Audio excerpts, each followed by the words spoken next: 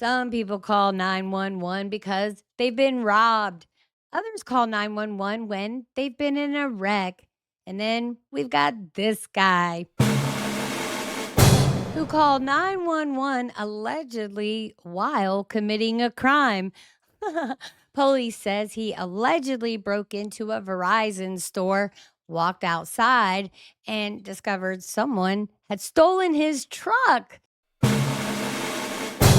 His getaway vehicle literally got away. I don't care who you are. That's funny right there. Talk about becoming the victim of your own crime. Meanwhile, back here in the Appalachian Mountain state of West Virginia, we've got ourselves a little wild and maybe not so wonderful moment. According to neighbors in our capital city of Charleston, one woman has been treating the entire neighborhood to free karaoke concerts that absolutely nobody asked for. Dust in the wind. Everything is dust in the wind. After a few loggers, and if you don't know what a lager is a beer that's a heavy form of beer. It stops being karaoke and starts being more like scary-oke. According to neighbors, this mountain state songbird transforms into the headliner of a one-woman concert tour.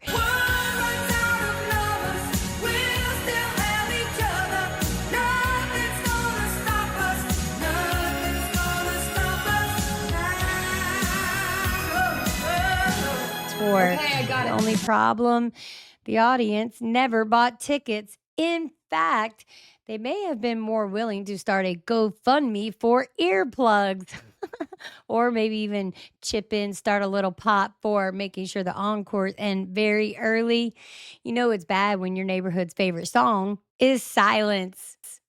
My name is Regina Connell, and this is Wild and Wired Media, where the coffee is strong, the opinions are stronger, and today we're giving out awards for the worst getaway plan and most unwanted world tour. Let's jump in feet first.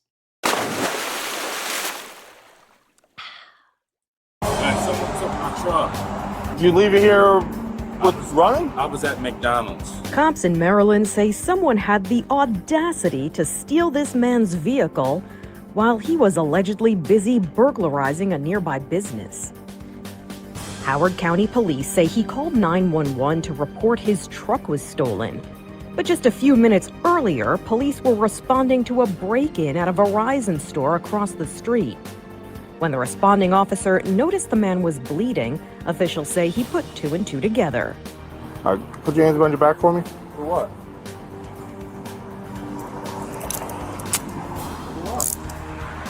Were you at that Verizon store? Because you got blood on your hands and blood on your glasses. I wasn't at no Verizon store, sir. I promise to God. Have a seat real quick. Hold on.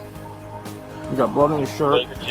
The man initially denied that he had anything to do with the burglary, but investigators didn't buy it. Someone stole my truck. I understand that. So the gig's up. It's whether you want to be honest about stuff or not. You know what I mean? I do. He was arrested on charges of second-degree burglary, theft under $100, and property damage. He hasn't entered a plea to the charges at this time. But cops say justice has somewhat been done already. Oh my God. That's kind of some karma right there, ain't it? And karma's not a liar. She keeps pressing.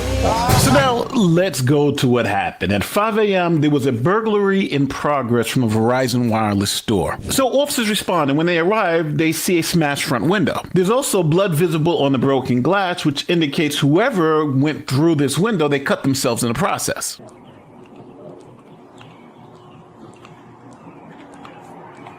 He's bleeding. He's bleeding. That's blood, isn't it? Now, Verizon's security apparatus Y'all, I thought we'd jump right in here. This is Nate the lawyer. This is where I originally came across this story. So let's keep going. And I like his perspective because he's going to tell us what this guy's facing. Supplied officers with the internal surveillance footage. The surveillance footage showed a man crawling through the window into the storeroom. Now, after breaking into the storeroom, the person comes out the back and is caught here looking at the surveillance camera, where he has big glasses on, his face is covered, and he has gloves on his hands. So while in the store, you can see the suspect is taking things off the shelves, removing high-end phones, and then exits the store. So, what evidence do police have for this burglary? Well, they have blood at the scene. They have these unique glasses that the suspect is seen to be wearing. They also have the video camera footage of the masked burglar. Now, while officers are still at the scene processing the burglary, they get another call from dispatch. And this call says that a man is reporting that his car was stolen from right across the street at the 7-Eleven. The person reporting the stolen truck said that they had went into a McDonald's. When they came out, their truck was gone. So since police were already right across the street, they went and spoke to this guy because they thought, wow, y'all, and I do have a unique advantage as I've already seen the coverage on this story. So this is just blowing my mind, and talk about karma. You're in there burglarizing, and then, and once they do DNA testing, it's over for them. Let's see what happens. Oh my God. That it could have something to do with the burglary. If the person's there committing a burglary at Verizon, they could have stolen his car as well. Someone took my truck. Did you leave it here running? I was at McDonald's.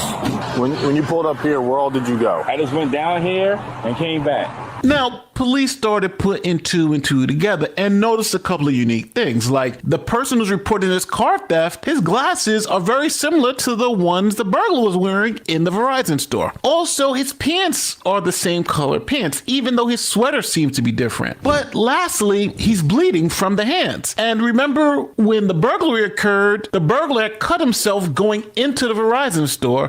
He's bleeding. He's bleeding. Now you have this guy who's wearing the same pants and the same glasses, also with a cut. When you pulled up here, where all did you go? I just went down here and came back. What are the odds? All right, let me just see your hands real quick. Let me see this hand. Okay. All right, put your hands behind your back for me. For what?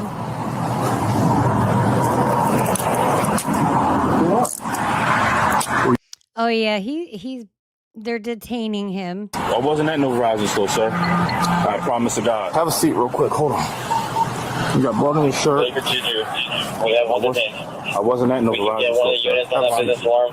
Come over here. Have a seat. I wasn't at no Verizon. So now you come to me for the law, so I'm going to give it to you. The police at this point in time believe they have probable cause that the individual that they are about to seize has committed the crime of burglary at the Verizon store. The information that has led them to the belief is that this person is bleeding, they're right across the street from the original burglary, they have the same glasses as their burglar, and it seems the pants are the same too. So police believe that these facts... That's a lot of coincidence there, my man. You got to go find that doppelganger that was robbing the Verizon store while your truck was being stolen while you were allegedly in McDonald's. Well, let's get through this because we still got one more story to get through on this video. So let's keep the fun going. Some circumstances would lead a reasonable person to believe that a crime has been committed and that the person who they are seizing is the one who committed that crime. So here's the deal. Okay. Verizon store, man. Okay. Someone stole my truck. I understand that. So the gig's up. It's whether you want to be honest about stuff or not. Now, I have to stop it right here because the officer's asking questions about the crime of burglary. And to do so, the officer should have read him his Miranda right. Because whenever you have a suspect in custody and he's not free to go, if you start asking that person questions about the crime, then you have to read them their Miranda warning. And I'll tell you right here in West Virginia, they'll tell you that they don't have to do that. It seems like you kind of have to. For those of you who don't know what the Miranda warning is, here it is. Prior to any questioning while in custody, a person must be informed of the right to remain silent and that anything said can be used as evidence of guilt. The arrestee must also be notified of the right to an attorney, and that if the arrestee can't pay for an attorney, one will be provided for free. Any waiver of And I'm pretty these rights sure must... that that's the reason why my stuff got dismissed. So, yeah. So there it is. The questioning. The fact that a person answers some questions doesn't mean the person waives the right to consult with an attorney or to stop the interrogation at a later point. Now, because the officer's asking him questions about his guilt or innocence with this crime, the officer, by law, needs to give him the Miranda warning. And if the officer didn't give him the Miranda warning and the person confessed to the crime, that confession would not be admissible in a court of law. So here's the deal. Okay. Verizon store, man. Okay. Someone stole my truck. I understand that. So the gig's up. It's whether you want to be honest about stuff or not. You know what I mean? I do. All right. They're not Truck? Oh my God. That's kind of some karma right there, ain't it? I left the keys in. Yeah, that's some karma right there, dude. Knock, knock. You will come tumbling down, come escape like it's for It's totally karma stuff. By the man they are accused of burglary as Jalen Goddard. He's 29 years of age and he's from the state of Maryland. Now, Channel 2 ABC in Baltimore reports that Goddard has a history of burglary. In January 2021, he pleaded guilty to second-degree burglary in Baltimore and received probation for that judgment. So, for the most recent transgressions, Goddard was charged with second-degree burglary because allegedly he broke into the place to steal some stuff. He was charged also with theft because while in the place, he did take the stuff off the shelf, and destruction of property because he broke the glass to get into the place to burglarize it. All right, so now I gotta say this as a disclaimer. This man is innocent until proven guilty in a court of law. As of right now, he is innocent until proven guilty, even though the video evidence seems pretty clear and all the circumstances around it. And let me just say this for Candace Owens, this evidence is overwhelming. I think that it would be described and characterized as overwhelming evidence. But yes, the man is innocent until proven guilty in a court of law. Seem to be pointing in one direction. Until a jury or a judge says he's guilty of this crime, we are presuming that he is innocent. So his next court date is July 24th, 2026, where there will be a preliminary hearing to see if police had probable cause to. And that's this coming week. So we'll stay on this and tell you the outcome of it. Make this arrest. Now, this story is funny for many, many, many reasons, but one of the things that make me laugh is that allegedly when he's going to enter the Verizon store to do what the police are alleging that he did, the reason why his car got stolen is because he left the keys in the car, as he says right here. Oh my God. That's kind of some karma right there, ain't it? I left the keys in. Yeah, That's stupid. Use your common sense. Charleston, West Virginia, the Lonesome Pine Homeowners Association officially declared war on backyard fun this week. The neighborhood board issued a formal cease and desist letter to 39-year-old Gwen Fletcher, politely requesting she stop consuming domestic loggers on her own patio. So it's not even imported, it's domestic. So I don't know, they must be stronger or something. According to the sternly worded document, Fletcher's solo happy hours consistently escalate into full-blown, highly energetic karaoke sessions. Neighbors complain that after just 2 Pilsners, Fletcher regularly attempts to belt out classic rock power ballads at deafening volumes.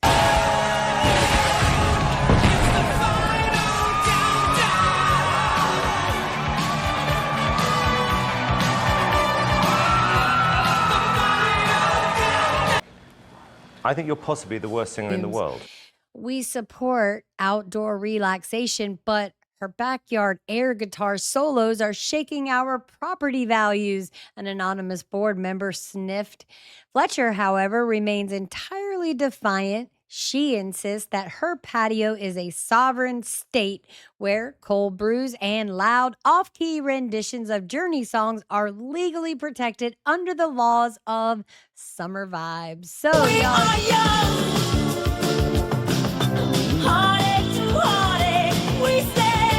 let us know what you think about this. I thought it was a jovial story. I am trying to bring more stuff out of West Virginia, and our local sheriff's department, Boone County Sheriff's Department, they do a fantastic job, and they do a weekly Facebook post where they post the week's criminals, the criminals of the week. So I enjoy watching that. All right, y'all, that's about all we've got. What do you think about this criminal at the beginning and then the West Virginia's finest songbird that's ruffling the feathers of her neighbors subscribers. What do you think's going to come of this? All right, y'all. Thank you for watching. And if you're new here, we hope you stayed all the way through. And hopefully by now we've earned your subscription. Those of you that are returning, man, we couldn't be more thankful to you. We hope that you already got the biz out of the way. Smash that like, hit that share, started feeding the algorithm, commenting in the comment section, and make sure your notifications are set to all so that you never miss an upload or live stream. All right, y'all, we'll catch you on the flip flop.